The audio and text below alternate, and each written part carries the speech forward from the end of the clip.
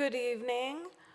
My name is Mary Savage Dunham. I'm the Planning Director for the City of Port St. Lucie. Tonight we are having our second workshop of the day.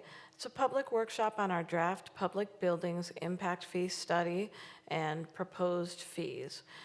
We have been working with Tischler Bice, and so in a moment we're going to have our consultant, Mr. Griffin, come up and walk you through a presentation. And then at the end of the presentation, we'll open it up to questions.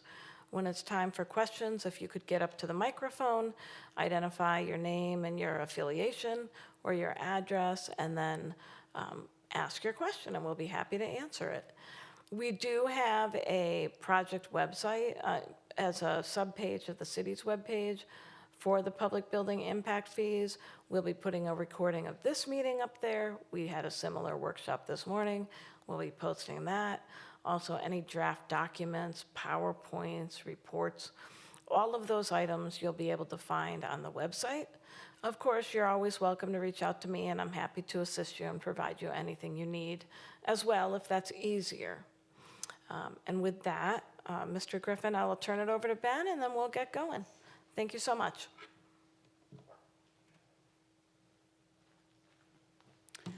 All right, good evening. All right, so we're going to talk about the proposed public buildings impact fees. We'll start by giving you an Impact Fee 101 update for those of you who don't deal with impact fees every day. We'll look at the project timeline, the land use assumptions, the level of service analysis, and then the actual proposed fees. So impact fees are one-time payments for growth-related infrastructure. Usually this is going to be collected at the time of building permit, but essentially it's new growth paying for their share of some sort of infrastructure. Can't use these for operations, maintenance, repair, replacement, rehab. This needs to be new capacity and nothing related to operations.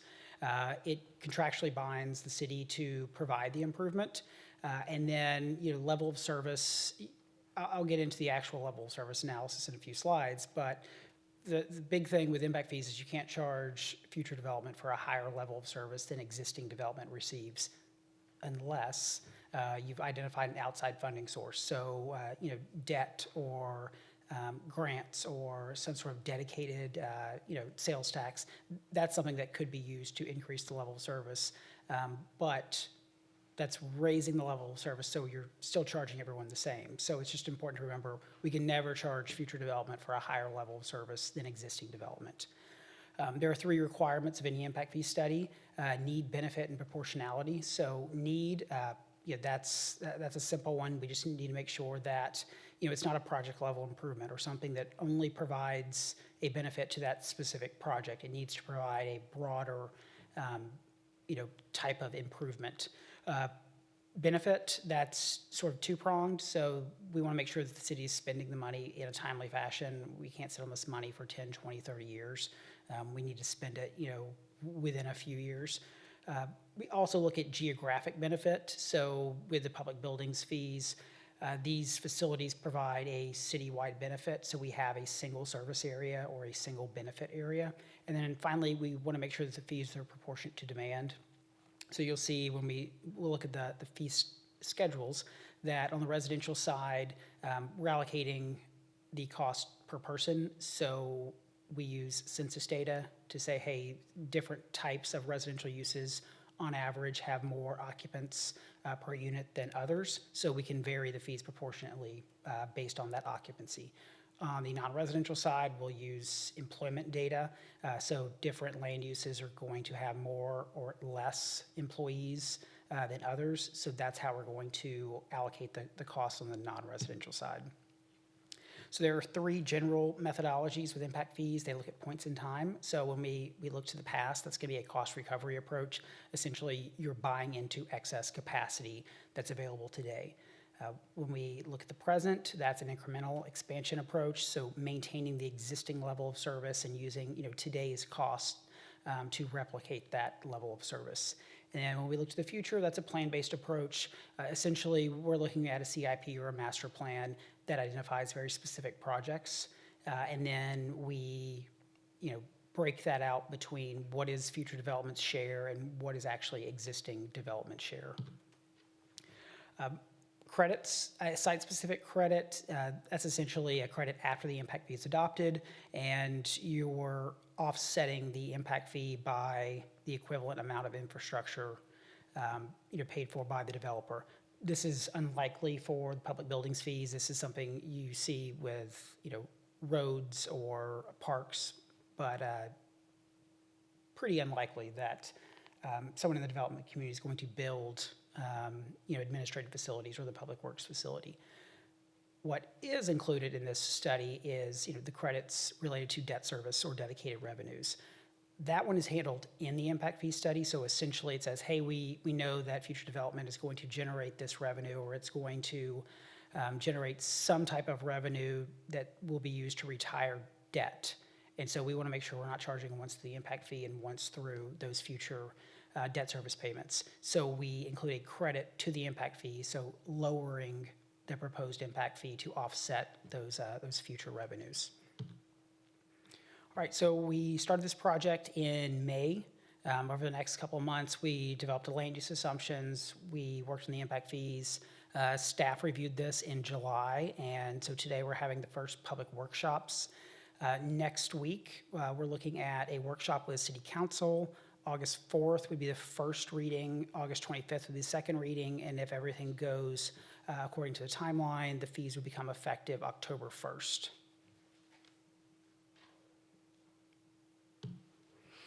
All right, so moving on to the land use assumptions. On the residential side, we're using census data, and we look at 3 housing types, so a single-family unit, a multifamily unit, and mobile units. We're looking at the census data for Port St. Lucie, and so, on average, a single-family unit has 2.84 persons per household. You see multifamily is just over 2 persons per household, and mobile homes or mobile units about 2.5.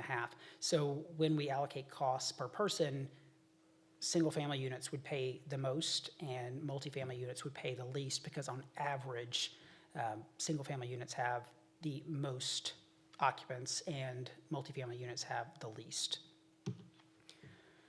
So on the residential assumptions, the left side of this shows the population assumptions. The right side shows the housing unit assumptions. So since 2020, the peak population in Port St. Lucie has increased by about 58,000 people. What you see, in that bottom left, this is actually from the comp plan update, and the comp plan update uses BEBR, or Bureau of Economic and Business Research projections. So BEBR releases low, medium, and high projections, and the comp plan update uses a medium high. And so what it's saying is, if the population is about 269,000 today, at peak, then 10 years out, we're looking at about 331,000. 20 years out, we're looking at about 380,000 peak. And this is a slight change from what we did last time. Previously, we were really looking at permanent population, but that those seasonal residents really do impact the city. So we wanted to make sure that we are including the actual demand base. So including these seasonal residents in this update. The right side shows permit data, so 2021 through 2024. On average, the single-family units are accounting for about 87% of the permitted units, 13% multifamily, but you're averaging about 4,400 single-family units a year and almost 700 multifamily units a year. And so we can use that percentage breakdown, that 87% single-family, to project future housing units. And so when we project this residential, those yellow cells, that represents anything from the comp plan. So that 269,000, base year population, and then 10 years out, 331,000. But when we look at that, 62,000 person increase, we can use that split between single family and multifamily units to figure out, okay, well, what's most likely to happen on the actual, building side. And so, we're looking at about 23,000 additional housing units over the next 10 years. And so that's about 20,000 single-family units and about 3,000 multifamily units. And, if you look at a, average year, we're looking at just under 2,000 single-family units a year compared to the, about 4,400 that we've averaged since, 2021. And that's due to the slowing of that population projection. So, pretty healthy growth the first 5 years, but slowing a little in the next 5, and then slowing a little more the next 5. So this, just takes a more conservative approach, and assuming that the city won't continue growing at this rapid rate that you've seen over the last 5 or 10 years. But you're going to update your fees every 4 years anyway, so we can keep adjusting this in every update. And if it looks like another 5 years of pretty healthy growth, then we can amend this in a few years and make that adjustment. But just trying to be pretty conservative in our approach to future development. On the non-residential side, we use employment density factors published by the Institute of Transportation Engineers. So that far right column, that shows how many square feet of non-residential development on average different uses have per employee. So we can use that when we project how many square feet we think will grow by over the next 10 years. We can convert that to employees using these employment density factors.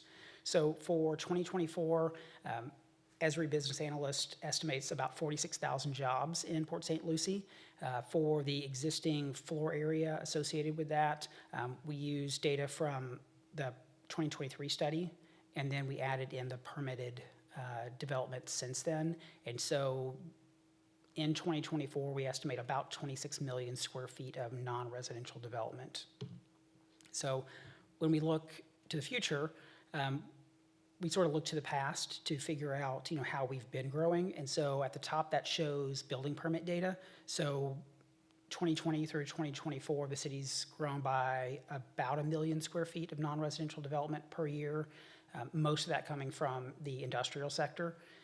And so at the bottom, this shows that 2015 to 2020, the white column, that shows what we used in the previous study, so about 155,000 square feet per year.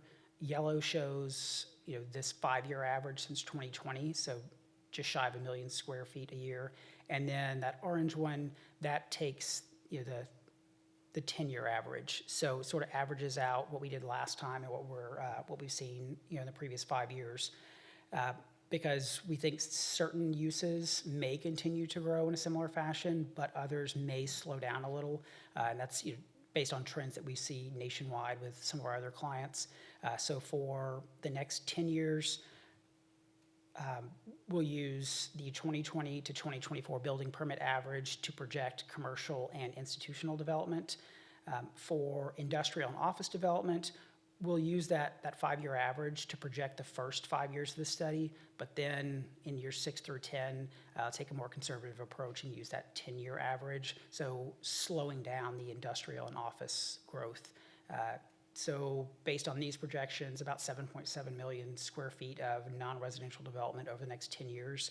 And when we apply those ITE employment density multipliers, that's just shy of 8,000 additional jobs related to this new development.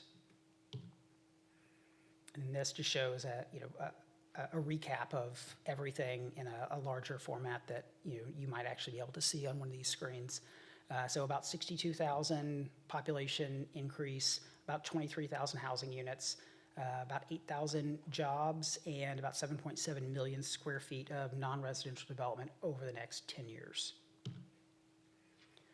All right, so for public buildings, a citywide service area, just like the existing fees. We're looking at 3 components. So the administrative facilities component uses an incremental methodology, so maintain the existing level of service, just like the 2023 fee study. The public works facilities, those are plan-based, so there are 3 phases to this, so very specific projects, just like the 2023 study. There is a new component with these proposed fees, which is the parking facilities component. That would be a planned parking garage, and that would be a plan-based component as well. So with the administrative facilities, because it's just maintaining the existing level of service, if the city grows as projected over the next 10 years, then Port St. Lucie would need to provide about 25,000 square feet of additional administrative facilities. With the public works facilities and the parking garage, those are plan-based. It increases the level of service. So the analysis allocates those costs to all development in the final year of debt repayment. So looking 30 years out and allocating those costs to all development, so we make sure everyone pays the same level of service. So this actually shows the calculations for administrative facilities. That's City Hall buildings. They're about 113,000 square feet, and we're using the planned City Hall expansion as a proxy for future administrative facilities costs. So that planned expansion is about $16.5 million for about 31,000 square feet. So we're using $525 a square foot as our proxy for future growth-related administrative facilities costs. What we're doing here is just allocating part of the existing facilities to residential development, the other part to non-residential development. We allocate that based on functional population. And so essentially 81% of the existing facilities go to residential development, and we're just going to carry that forward in the projections. So if you look at the right side, that shows, we've got 113,000 square feet today. 10 years out, we need to be at, about 137,500 square feet. So an increase of about 25,000 square feet. And at $525 a square foot, that's where we're coming up with about $12.9 million in impact fees generated related to administrative facilities. So there aren't specific projects with this because it uses that incremental methodology. So the city could use it towards the City Hall expansion. It could acquire additional buildings. It could build something totally different. This just says if we want to maintain the existing level of service, then we need to add about 25,000 square feet somewhere within the city. All right, so for the public works facilities, this is plan-based. So at the top, this shows the 3 phases. So phase 1 is 45,000 square feet, phase 2 is almost 11,000 square feet, and phase 3 is almost 16,000 square feet. Total, it's just shy of 72,000 square feet, and the cost is about $47 million. At the bottom, that actually shows the existing facilities, so Public Works 1, 2, 3, and the maintenance garage. And then if you start to move to the right, that shows what future phase replaces that. And so because we're replacing, we have to back out that replacement. So the 31,000 square feet of existing facilities can't use impact fees to replace that. So when we net that out, it's about 40,600 square feet that is eligible for impact fees. But then remember, we are allocating the planned cost of this to all development 30 years out when the final debt service payment would be made. So if you look at that far bottom right corner, really it's about 25,000 square feet of the almost 72,000 square feet that is growth eligible. So about $16.5 million coming from future development over the next 30 years, about $30 million coming from existing development. And so existing development is funding that with existing and planned debt service. So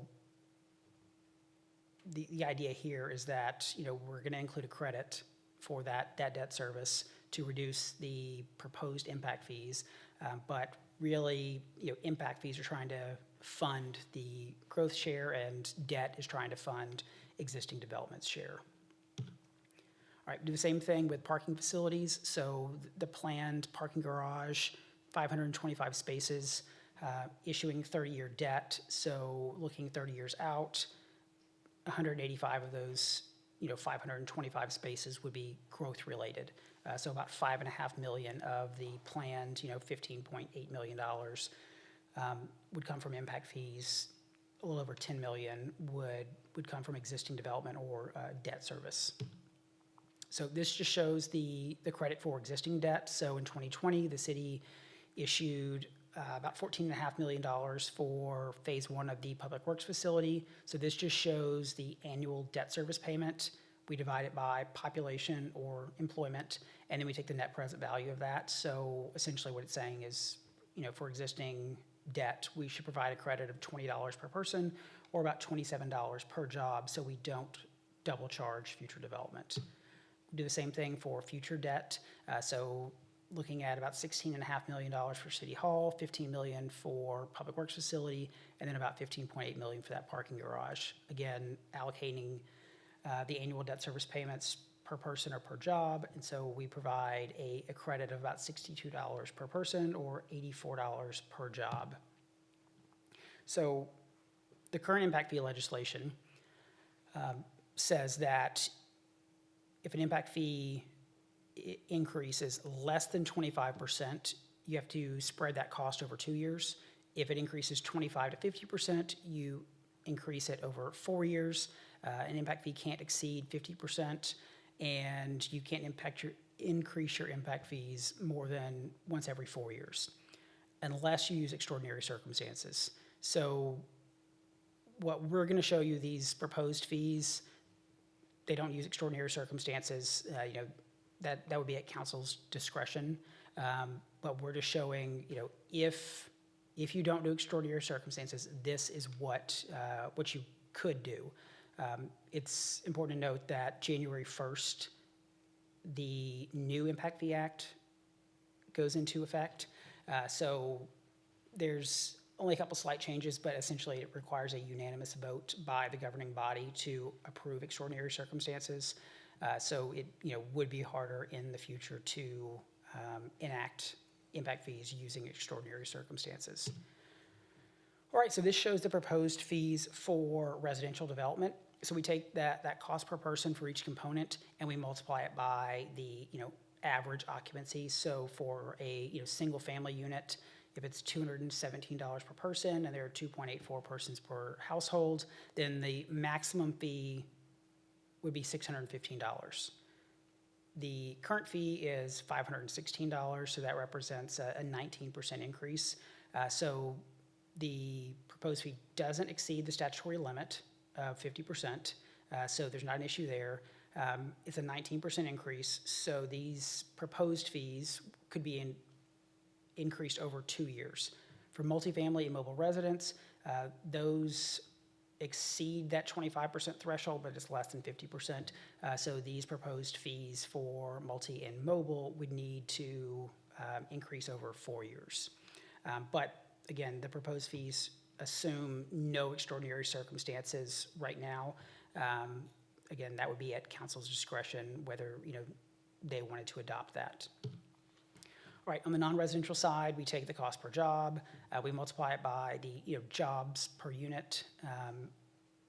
It shows the maximum justifiable. For the most part, those exceed a 25% increase. The proposed fees actually represent the statutory limit of the 2023 fees.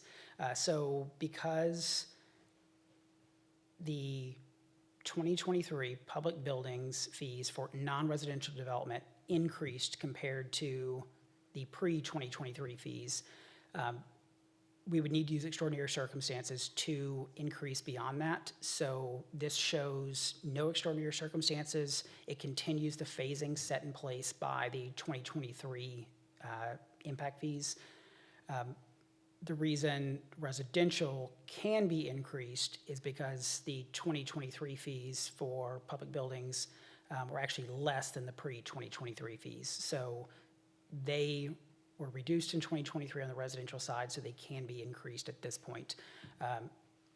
Essentially, this is a long way of saying if council does not use extraordinary circumstances, these are the fees that you would see. So a slight increase on the residential side, a continued phasing of the existing fees on the non-residential side. And that's the final slide, so I'm available for any questions or comments.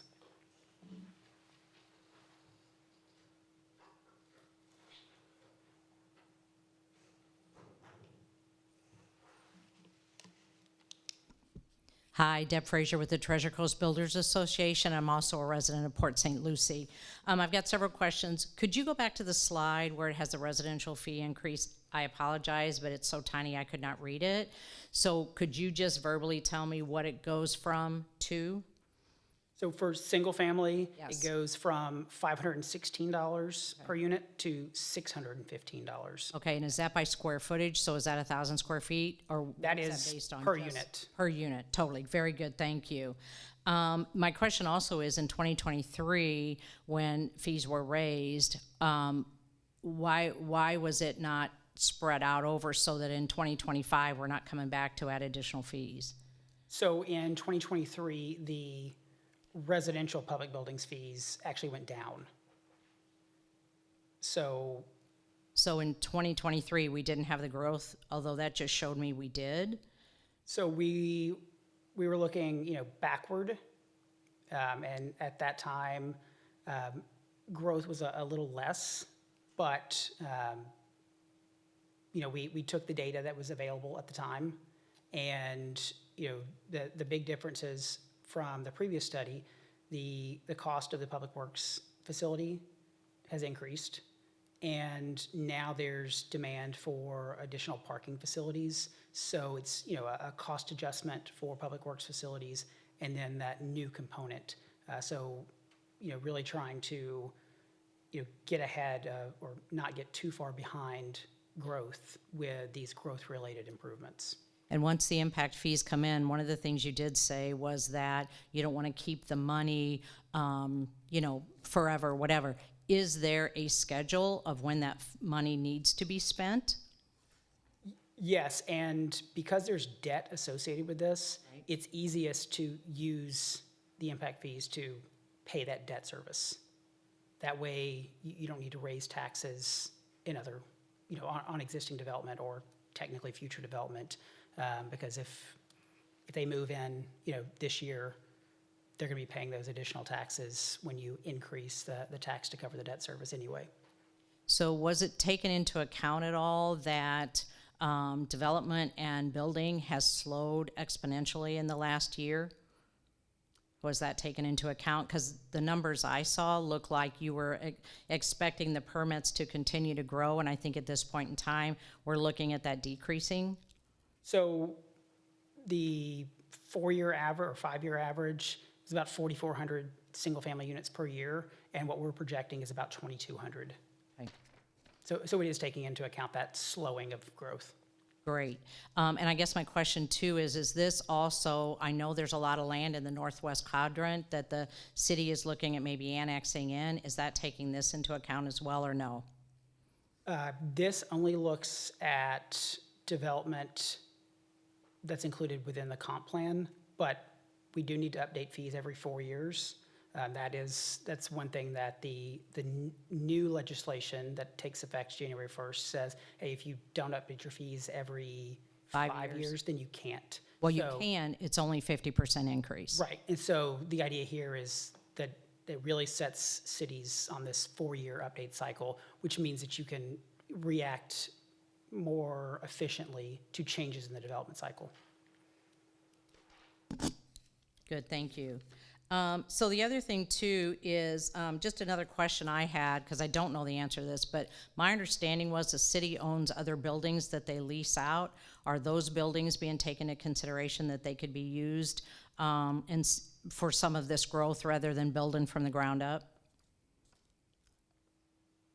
This does not take into account any leased Okay. square footage. Okay. All right, great, thank you. I think that's all I had.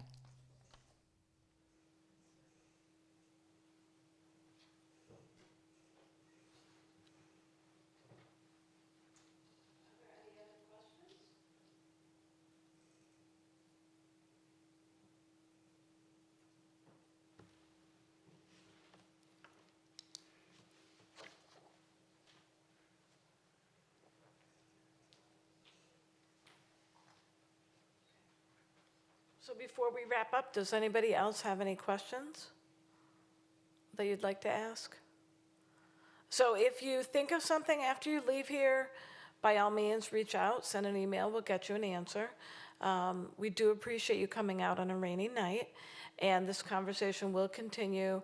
We're going to be workshopping this with the City Council July 28th, and get some additional direction from them.